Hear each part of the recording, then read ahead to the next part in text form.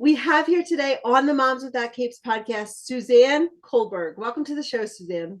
Thank you so much for having me, Oni. Yeah, I'm excited for this conversation.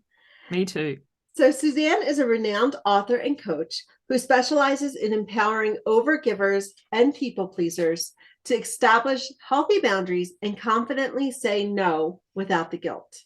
Her approach is frank and practical, and her quirky t-shirts are a testament to her unique personality. Suzanne resides in Sydney, Australia, with her loving husband and two amazing children. In today's episode, Suzanne will be sharing with us how having boundaries can heal our inner people pleaser. But before we dive into that, can you share with us more about your journey and what brought you to be where you are today? Oh, where to begin? It's so funny because some people are like, oh, as long as you don't start when I was a child. I'm like, well, it did. I think so many of us are conditioned as young children. You know, I can remember being told children are seen and not heard. Don't ask for anything, and it being like a badge of honor. And how inadvertently that causes some like long-term ripple effects. I remember in some of my very first jobs being like really cold and wishing they'd turn down the air, or having something happen but being so totally unable to ask, like being like almost frozen because I'm used to being yelled at if I asked for anything. Right. And I'm the youngest of four, and my mum went back to work when I went to school.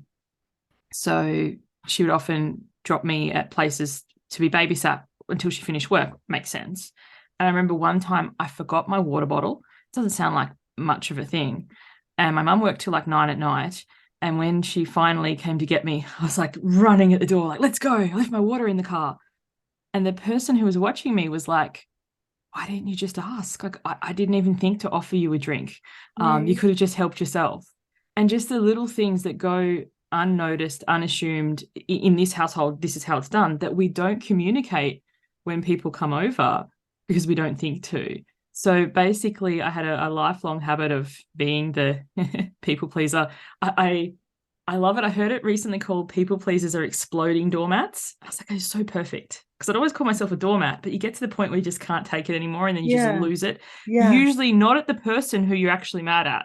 Like you Right. hold it at work, or you hold it with your in-laws, or you hold it whatever, and then you get home and your partner and your Explode. kids You cop, explode. cop the brunt of it. So that was my journey, and that was where I was. And I also, concurrent to this, had a lifelong struggle with my weight. I used to weigh twice what I did now. So every time that I couldn't speak up, or I couldn't, I wanted to take up less space emotionally, physically, the counteraction to that would be staying up late eating stuff and, not taking care of my health. And I tried every diet that I heard of, and many I wished I hadn't. And it wasn't until I was like, I'm never dieting again, that I actually explored the link between my overeating. Was never that I didn't know what to do. I just had to find the right diet or the right supplement or the right shake, give me Right, strength. right. I get But it. it I was get just it, like being able to Suzanne. say no, like Mm, to request, or being able to ask, for what my needs to be met. Because so often, if we don't ask, people won't know. People aren't mind readers. As a testament to that lady who's like, oh my goodness, I didn't even think to offer you a drink. So, right, right. um, It wasn't her and job. also, Like it was. yeah, and when you do ask, being okay with some people saying no to you. Like, I ask for things all the time. And sometimes people are like, how do you get that? I'm like, I asked. But for every no, for every yes, there's probably 3 or 4 no's. Mhm, So it's mhm. kind of like, yeah, I might have had this opportunity or got to do this thing, but there's countless other things that was like, no, or hell no, but not making it Right. mean anything about me as a person. It's just, it doesn't suit them. But being able to say no, yeah, I've had quite a similar journey as you, Suzanne. Like, super interesting. So now you are at the point where you have taken what you've learned, how to overcome your people pleasing tendencies, and you help others. Do you Mm-hmm. mostly women, right? Or do you see men and women? What Um, do you find? Almost exclusively women. So my group program is for women. I have asked before, would you be comfortable? And they're like, no, that feel more comfortable with being women only. And I wouldn't be opposed to running like a men's group down the line, but I'd need numbers and everything. Like Yeah, I'm the note yeah. coach. If people ask me for things and they're like, what about this and what about that? And I'm like, it's got to be viable. I think, Right. as martyrs, we tend to take care of everyone else. I could do that, sure.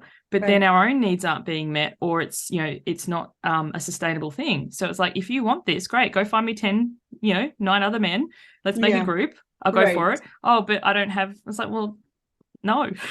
Yeah. Yeah. You only have so much bandwidth, and Exactly. yeah, you've got to protect your own time and resources in order, instead of just continually give, give, give. Because that's when you get to be that exploding doormat that you were referring Yes, to. yes. Because the thing is, you think, yeah, I could do this, but we only have so much time. And I was just listening to your podcast that, for anyone listening, you did an episode, I think it was back in April, about saying no. Mhm. And it's like, yeah, time is a resource that is limited, is finite, and we don't know how much we have. So when we're like, sure, yes, okay, often we do that in the moment to people please or out of a fear of saying no. But then there's this repercussion of like, I need to find however many hours this is. Like, the biggest one I see with so many mums is after school activities. Like, your kids want to Yeah. do X, Y, and Z. Like, at the moment, my kids both want to do rock climbing. I'm like, upside, they both want to do it. This is great. Yeah. Downside, Kill both of something's them. going to have to give, because we're currently at capacity. So it's like, so do you want to give up gymnastics? No. Do you want to give up swimming? No. Well, no, we can't do rock Right. climbing at this time. It becomes a school holiday thing, because that's Right. how they found it on the holidays, and they enjoyed it. And I thought it was great. It's great for fitness, but Right. and not fitness in Yeah. Yeah. amongst everything else. But recognizing how much capacity you have to be able to say no, and what a great thing you're teaching your kids. Like, no, we live in our thing because we've got a lot of kids, and so we always were like, one sport, one season, like per season, because otherwise we don't have enough, like we can't support them in the way that we want to be supporting them if we're feeling so spread Yes. out. And right Yeah, well, you now, have 6 kids, I believe, don't you? So yes, yeah, yeah, so I but have only 2, four so at home they're allowed still. 2 things, but Yeah. same thing. Yeah, so four at home, and just this year was the first year that we've allowed our daughter to do volleyball and tennis right now in the spring as we're recording this. But she also drives, so it's not our Ah, responsibility. yes. Like that changed things a bit in this season. But our younger ones were like, no, not Yeah, no, this 100%. And time, it not teaches them ever. about Yeah. for us, it's travel, like to get there. There's part of it. Hmm. There's cost, because, Yeah. I'm Yeah, like, because none it of all these things costs are money. free. There's time, and then there's fitting it amongst our work. And it's just basically explaining life to them, because my kids have just started playing The Sims. Apparently it's making a Yeah. resurgence. Do you remember that computer game? Yes.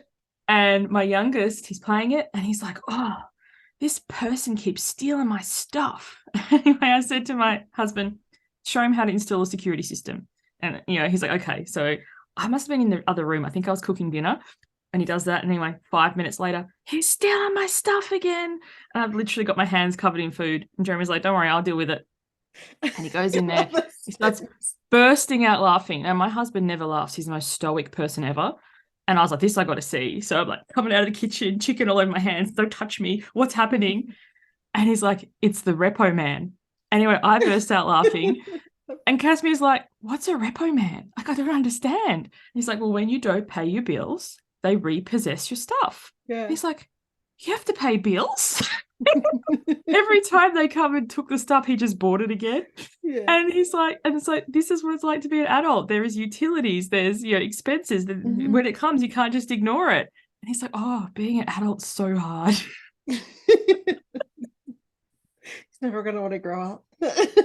But I think, sometimes the grass is always greener. I remember being a kid, and my kids often say it too. When I'm an adult, I'm going to eat ice cream all the time, or I'm going to do this. It's like, yeah, Right. you say that now. Yeah. Yeah. Yeah. Yeah. I'm sure you're never gonna let your kids make them eat vegetables. You have a whole Or do different once you chores. grow up. Or do chores. Yeah, exactly. Exactly.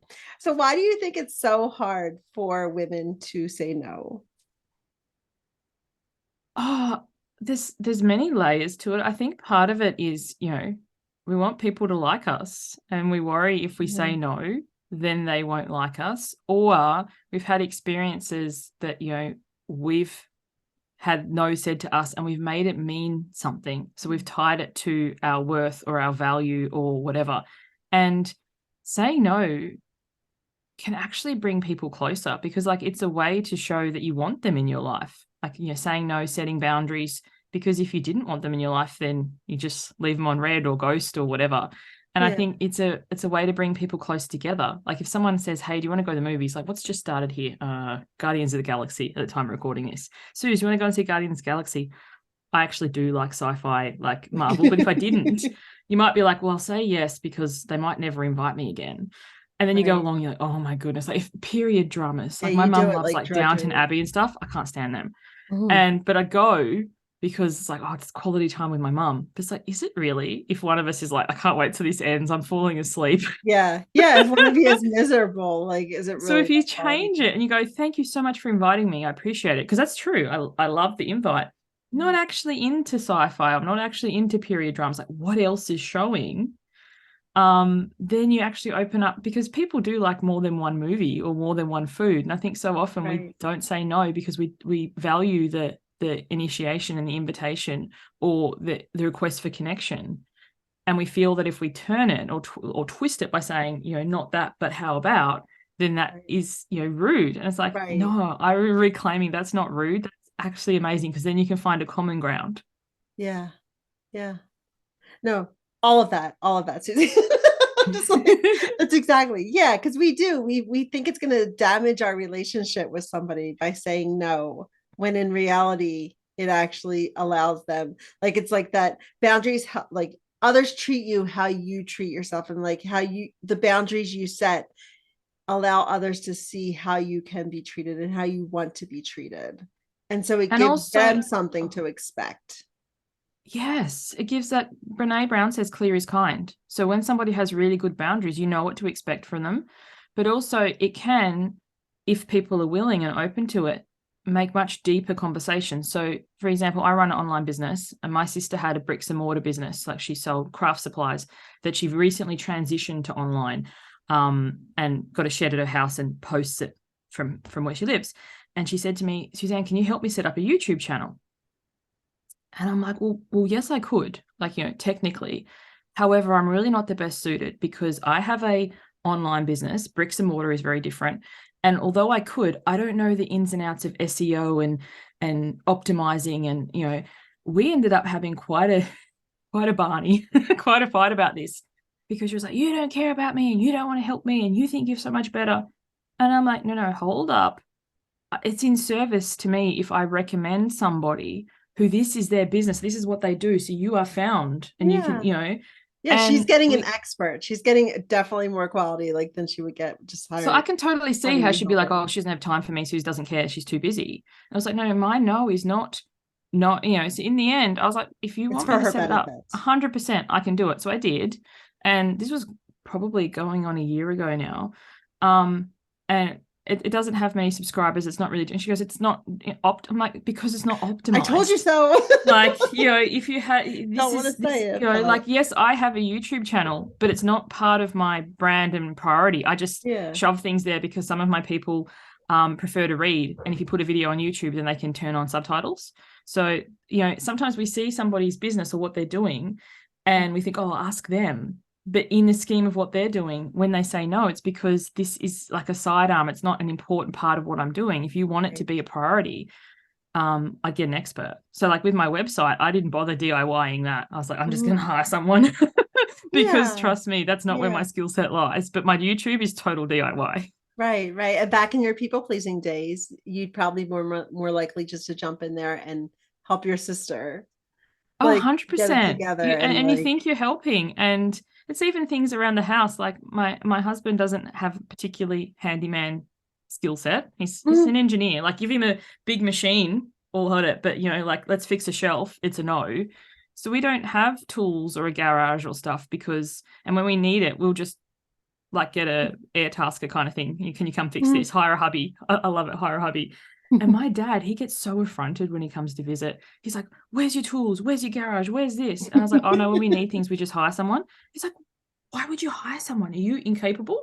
And I'm just like, pretty much. But also, it's kind of like, why would we want to then store it? Like, we live in a Yeah. really small place. We have a really small yard. why would I want to take up my entire garage with a lawnmower and some secateurs? Right. You know, so I think Right. sometimes It it's makes like sense for you. getting people who are in their best skill set. And then to other people, they're like, what? You don't like to mow your lawn? I'm like, never. Yeah. So how does when you're constantly worrying about like what other people think, what are you finding?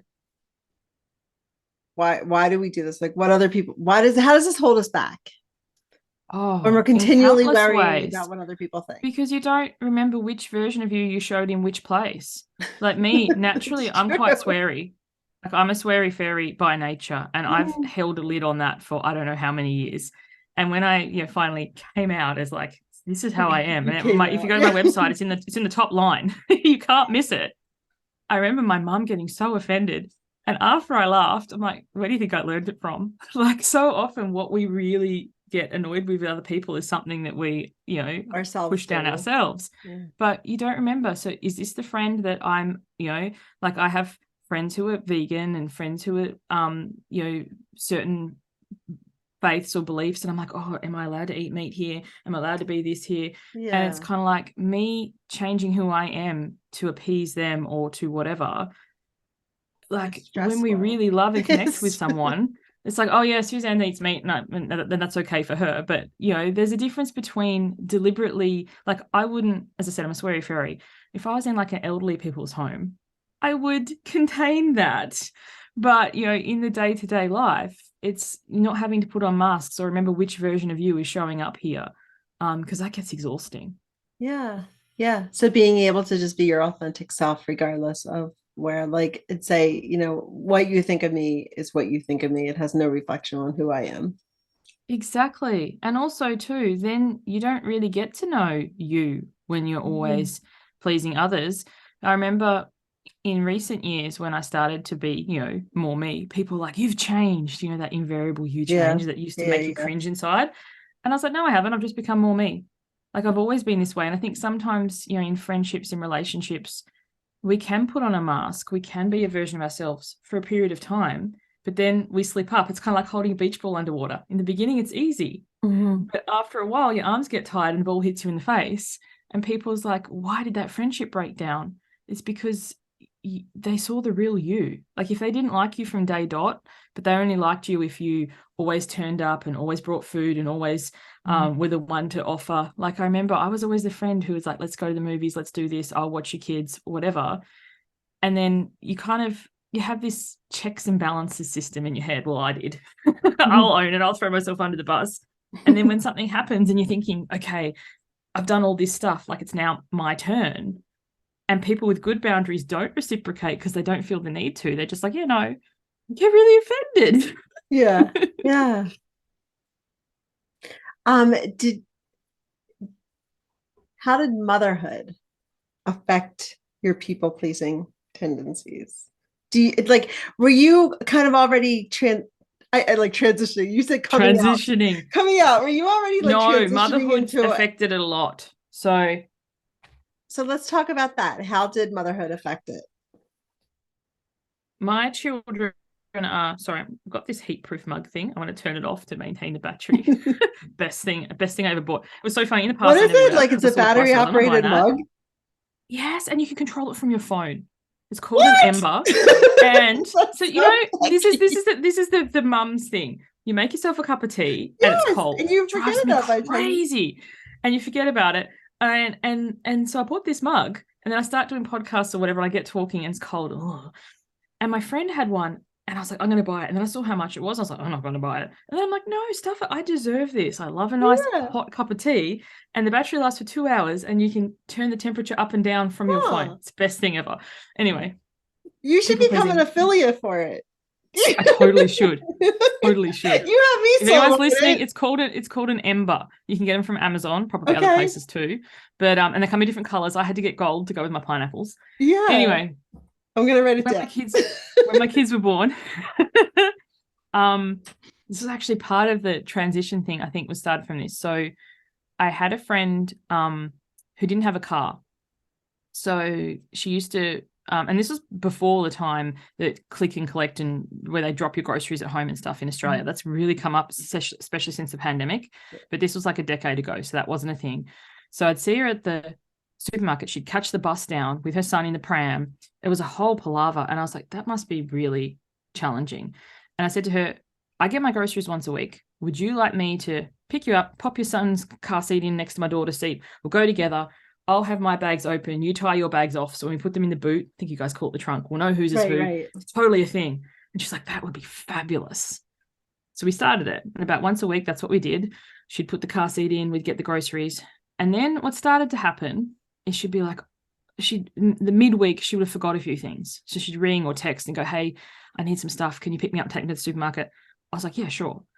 And then it was every other day. And then it was most days. And like what we allow will continue. And I didn't feel annoyed. I didn't feel any of this sort of stuff consciously, but subconsciously I must have been. Like sometimes we wonder why we suddenly lose it. It's been brewing under the surface. Yeah. So one day we went out because our kids were young at the stage where you still do the mums group thing and you go to a park and have a picnic or whatever. Mm-hmm. And I was in the bathroom in the stalls and she came in with someone, so she didn't know I was in there. And she wanted something or other from somewhere. And then she said, Suzanne's my little bitch. She'll take me or whatever. Oh, and I was my like, gosh. Like me today would have thrown open that stall door and said, hello, like it would have been, a thing. But I just didn't say anything. And I was like so annoyed. Oh, and I didn't handle the situation well. There's a reason I became a boundaries coach, because you teach what you most need to learn so you can learn it. Right, and as a result, that friendship ended up blowing up spectacularly. I'll spare you all the details.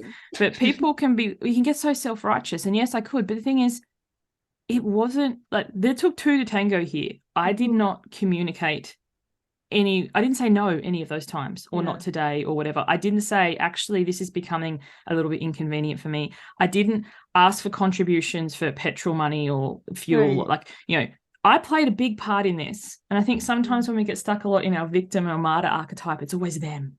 They're the bad person. They're this. And it's like, no. I did not speak up. I did not ask. I did not convey. And when the friendship ended up ending, I did not.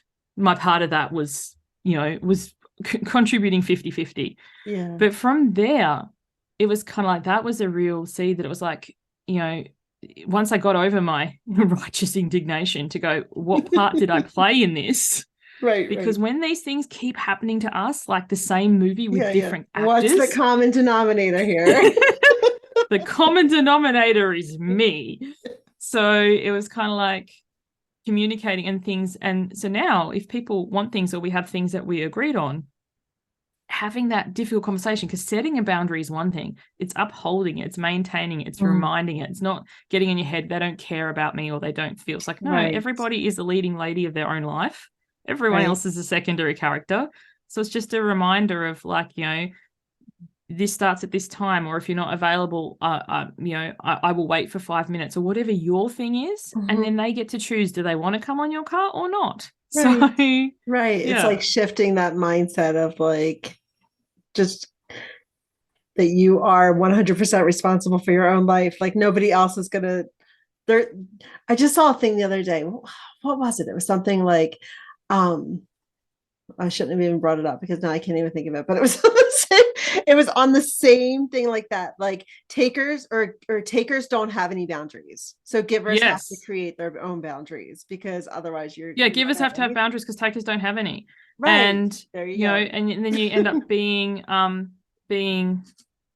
completely like depleted, taken advantage of. But you've let that happen. Like you haven't said no, or you haven't said, you sure, I'll help you. So it's so funny now when I do things for people often think I'm blunt or rude or uncaring. And I was like, no, I say I'll be here at this time. Like even in my own program, I do group coaching calls, and sometimes I change the time zone because I have a global audience. Sometimes they're not attended. So I'm like, if nobody comes, I'm not going to stand here for an hour and talk to myself in the Zoom room. I'll wait for 5 minutes.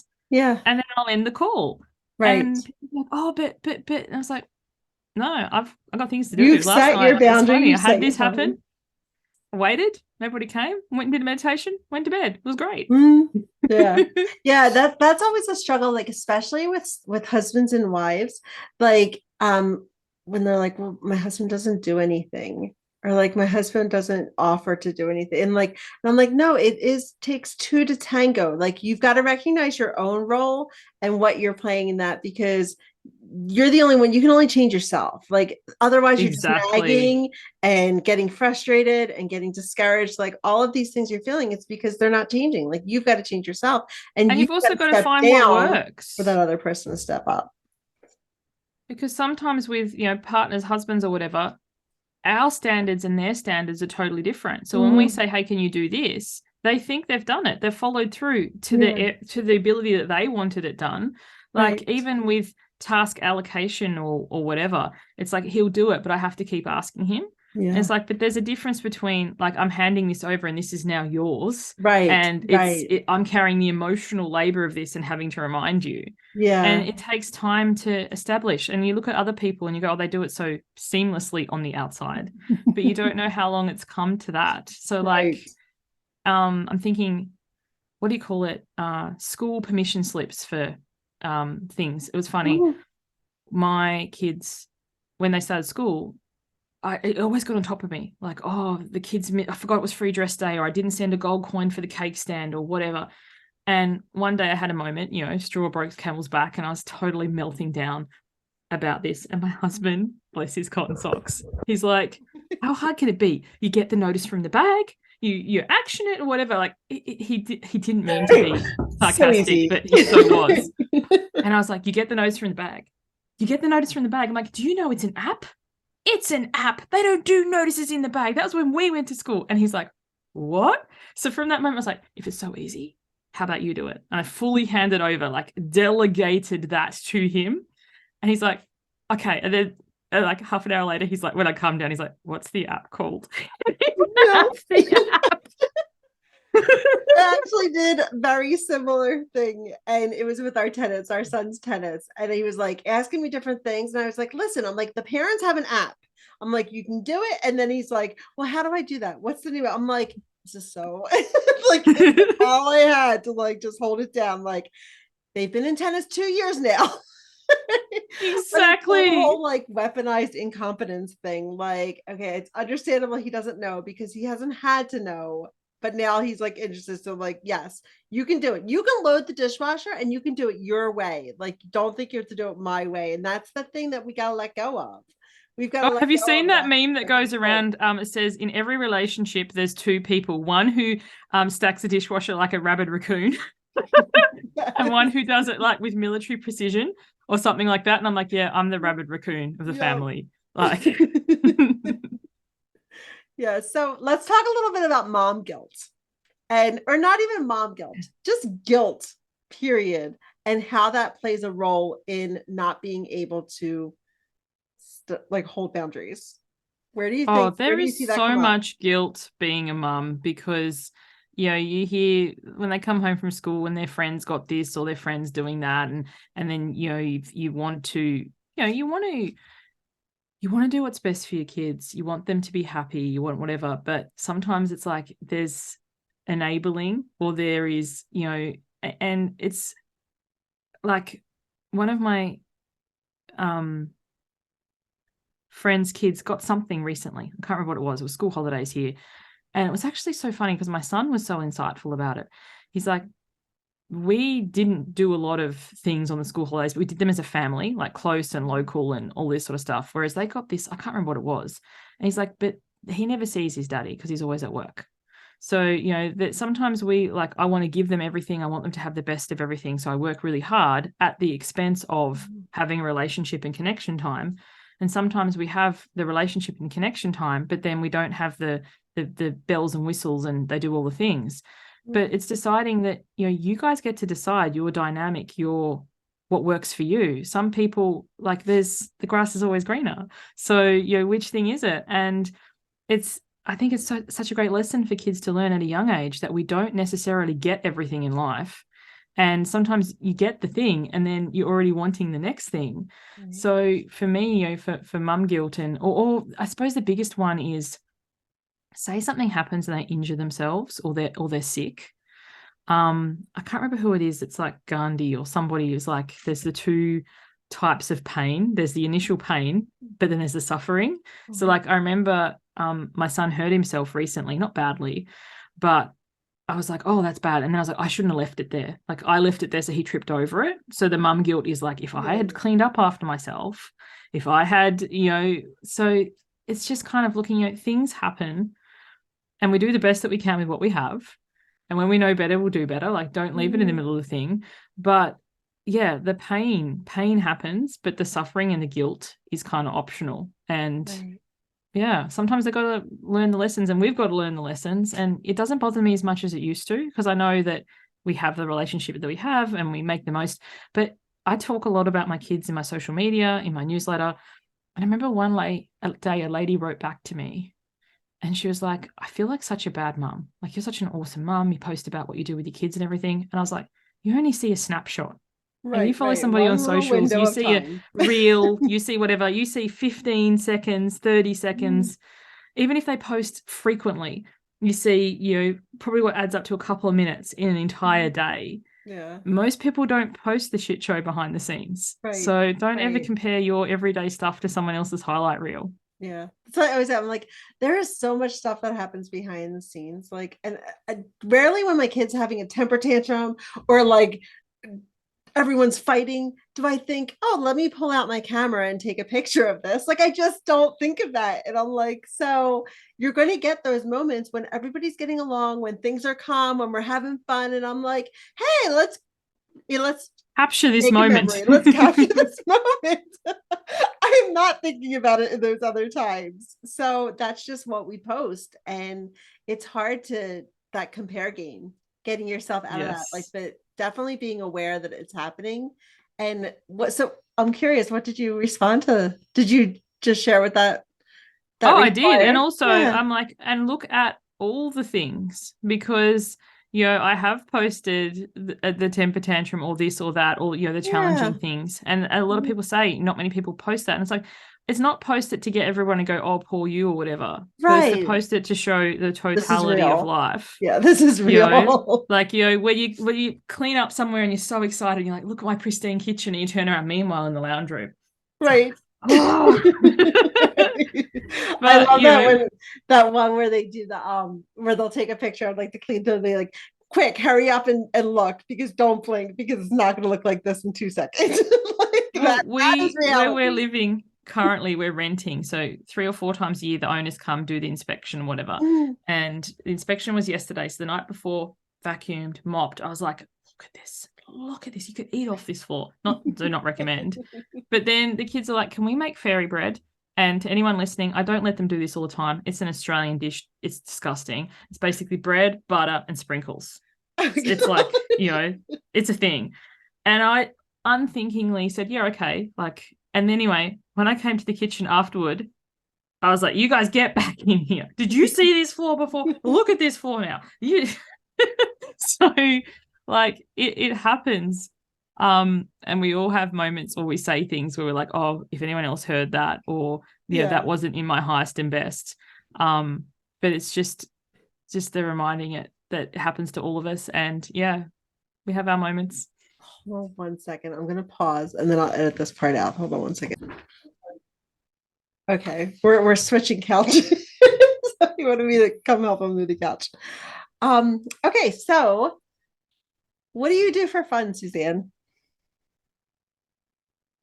As I say, wait, before we get into that, do you have any final advice for our listeners? Oh, yes. You can be a masterpiece and a work in progress at the same time. So, we all can get really hard on ourselves or down on ourselves because of where we want to be, and then we miss where we are now. So it's like, whatever you're trying to change or grow or develop, it can be a work in progress, but at the same time, when you know better, you do better, and you're always doing your best. Your best gets to get better.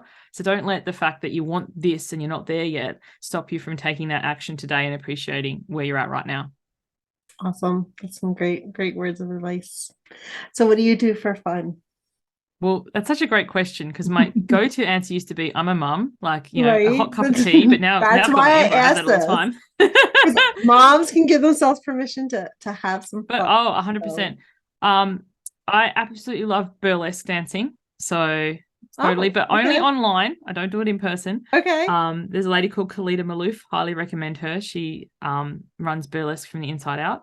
And I also like diamond dots. Do you know what that is? Yes. Yep. Oh, I you got do. Most people don't too. know. So anyone Yeah, listening, they're it's like a those little lazy dots. person's cross stitch. Yes. So instead of having a needle, which you have to worry about with young kids, you have these little sticky mat and dots, and you pick them up and you put them on the With thing. the And wax, right? Like you do yeah, a little I totally, most people's like, they're so mind-numbingly boring. And I'm like, no, I put on like The Bachelor or some really bad reality show that you don't really want to watch, but you kind of listen. And Right. then I'm watching the diamond dot thing, and I totally love it. I tried to get my kids into it. It lasted about 30 seconds. So now I've got a Minnie Mouse one and the Avengers to finish for them that I bought for them because they're like, yeah, we'll do this. And they did not. Yeah, that's what we have. We have half completed ones, not even half complete. Like they get into it, then they'll do it a little bit, and then I think the beads get lost or the My dot. favorite one was the Hogwarts Castle, Harry Potter, because it glowed in the dark. Oh, So, but the thing is, doing it was really boring because it was like two colors. But when yeah. I finished it, shining the light on it and then turning the lights off and having the glow in the dark Hogwarts castle was amazing. So, do you have a book that you can recommend? I actually have two. Okay. One of them, it's a book. It's for adults and children. It's called Spoon, Okay. and it's by Amy Rosenthal. And what I love about it is we often will look to others and go, I want to be like them. They have this, they have that. So in the book, the spoon is like, I want to be knife. He gets to cut things. He gets to spread things. I want to be chopsticks, and then what spoon misses is what's so great about him. And he finds out later in the book, knife's like, I want to be spoon. He gets to dive headfirst into ice cream. And the chopsticks like, I want to be spoon. He gets to go to places solo because chopsticks always have to be together. Right. And it's just such a great lesson, I think, for adults and children alike, to when we're always looking to everybody else and what we love about them and how we wish that was us, we overlook our own genius. So it's a really quick read. It's a kid's book, but as I said. And then the other book I recommend, shameless plug, my own. Yes. So I've written a book called The Beginning of Shit, an unapologetic weight loss memoir. So that was about my weight journey and my people-pleasing journey. It's available on Amazon and stuff. If you're going to look for it, type in Suzanne Culberg. Word to the wise, if anybody in the audience wants to write a book, because how many of us always like, I'm going to write a book one day. I want to write a book. If you put a swear word in the title, like a lot of us will put the asterisks in to hide it, which makes sense. Right. You cannot search for it. Like if you put it in with correct spelling, it won't find it. And if you don't get the right symbol, it won't find it. So your readers are going to have to look up your name. So like I love Sarah Knight because she has a whole series of them. But unless you type Sarah Knight, you can't actually find them because that's funny. The symbol is different on different keyboards. Yeah. So so my next book, which will be upcoming, will no longer have lesson learned. Exactly. So where can listeners find you, Suzanne? Head over to my website, suzanneculberg.com. I know you'll put the link in the show notes. I have my own podcasts, the Nope Coach, which is my solo show, and Over It. So that's a co-hosted show. Come check me out. And also on Instagram, Facebook, all the socials. But I don't hang out a lot on socials. I send a weekly newsletter, and you'll get to see some behind the scenes, colorful ups and downs of my parenting. Well, awesome. Thank you so much for coming on the show today. Thank you so much for having me, Oni. It's been fabulous.